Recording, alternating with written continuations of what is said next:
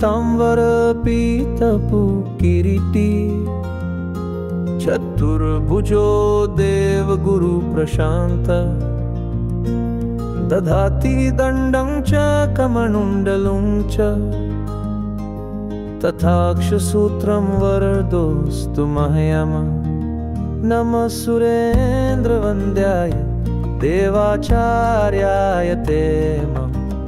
नमस्तवन्त सामर्थ्यं देवा सिद्धान्तपारग सदानंद नमस्तेस्तु नमः पीडाहराय च नमो वाचस्पते तुभ्यं नमस्ते पीतवाससे नमो द्वितीयरूपाय लम्बकूर्चाय ते नमः नमः प्रहष्टनेत्राय विप्राणां पतये नमः नमो भार्गवशिष्याय विपन्नहितकारक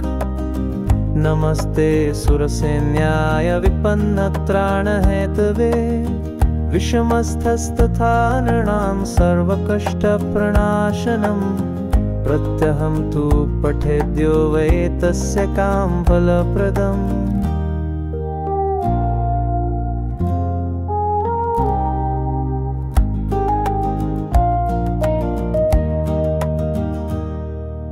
पीतांबर पीतपु किरीटी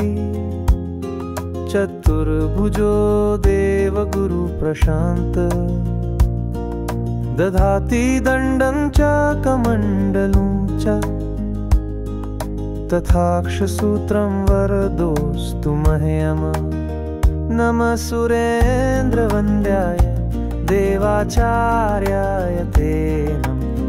नमस्तदन्त सामर्थ्यं देवा सिद्धान्तपारग सदानंद नमस्तेस्तु नमः पीडाहराय च नमो वाचस्पते तुभ्यं नमस्ते पीतवाससे नमो द्वितीयरूपाय लम्बकूर्चाय ते नमः